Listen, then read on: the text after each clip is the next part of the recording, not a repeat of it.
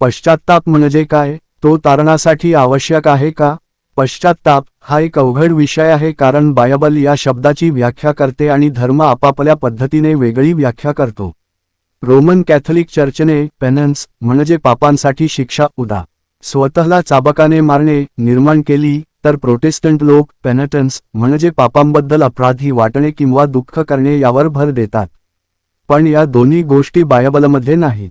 दुर्दैवाने लोकांनी बायबलमधील रिपेंटन्स आणि धर्माने तयार केलेल्या पेनन्स यांची गल्लत केली आहे. म्हणून आपण बायबलच्या आधाराने खरा पश्चात्ताप काय आहे आणि काय नाही हे समजून घ्यायचे आहे. बायबलमधील पश्चात्ताप म्हणजे पापांपासून वळणे नाही किंवा पापांबद्दल दुःख वाटणे नाही. या केवळ धार्मिक व्याख्या आहेत. आपल्याला देवाच्या वचनानुसार खरी व्याख्या हवी आहे, कारण देवाचे वचनच अनंतकाळ टिकते. उत्पत्ती 6 मध्ये देवाने पाहिले की मानव पाप आणि हिंसाचारात बुडाला आहे. वचन 6 म्हणते की देवाला खेद झाला की त्याने मनुष्य निर्माण केला. देवाला पाप नाही. मग इथे पश्चात्ताप म्हणजे काय? तो मनपरिवर्तन होता. देवाने माणसाकडे वेगळ्या दृष्टीने पाहायला सुरुवात केली. म्हणजे बायबलनुसार पश्चात्ताप म्हणजे विचारधारेत बदल होणे. निर्गम दुपारचा 1:17 मध्ये देव म्हणतो की जर इस्रायली लोकांना पलिष्टी लोकांशी युद्ध दिसले तर ते रिपेंट म्हणजे विचार बदलून परत मिसरमध्ये जातील. इथेही पापाबद्दल दुःख नव्हते, तर मनपरिवर्तन होते.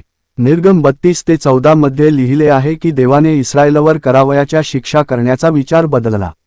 म्हणजेच पश्चात्ताप म्हणजे विचारात बदल.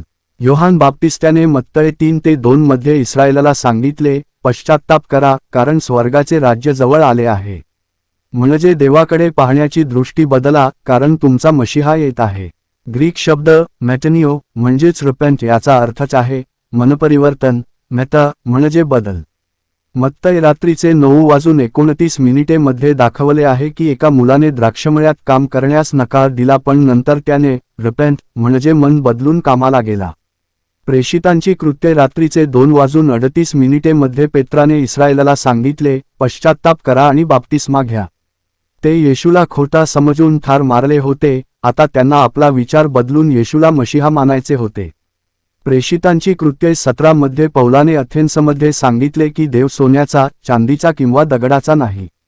मग वचन 30 मध्ये तो म्हणतो, सर्वांनी पश्चात्ताप करावा, म्हणजे देवाबद्दलची चुकीची कल्पना बदलावी. रोमकर सकाळचे 11:29 मध्ये लिहिले आहे, देवाच्या देणग्या व बोलावणी पश्चात्तापाशिवाय आहेत. देव आपले वचन मोडत नाही. 2 तिमोथेय रात्रीचे 2:25 मध्ये लिहिले आहे की देवाने कदाचित त्यांना सत्य ओळखण्याकरिता पश्चात्ताप द्यावा.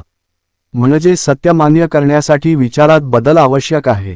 2 करिंथकर 7:8-11 मध्ये पौलाने सांगितले की त्याच्या पत्रामुळे करिंथकर दुःखी झाले, पण त्यातून त्यांनी गॉडली सॉरो अनुभवले, ज्यामुळे त्यांनी पश्चात्ताप केला. गॉडली सॉरो स्वतः पश्चात्ताप नाही, पण तो पश्चात्ताप घडवतो. वर्ल्डली सॉरो म्हणजे केवळ अपराधी वाटणे, हे मृत्यूकडे नेते.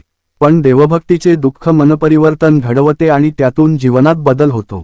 म्हणून पश्चात्ताप म्हणजे केवळ जीवनशैली बदलणे नाही, तर प्रथम मनपरिवर्तन होणे. निष्कर्ष असा की बायबलनुसार पश्चात्ताप म्हणजे विचारधारेत बदल. पापांबद्दल दुःख नव्हे, तर मनपरिवर्तन, ज्यामुळे जीवनात बदल घडतो. इस्रायलसाठी पूर्वी पश्चात्ताप तारणासाठी आवश्यक होता, पण आज तो तारणाचे फल आहे, कारण पवित्र आत्मा आपले विचार नव्याने घडवतो. आपण धर्माने शिकवलेल्या व्याख्या बाजूला ठेवून बायबलची खरी व्याख्या स्वीकारली पाहिजे. खरा पश्चात्ताप म्हणजे देवाच्या वचनानुसार मनपरिवर्तन, आणि तेच अनंतकाळ टिकणारे आहे.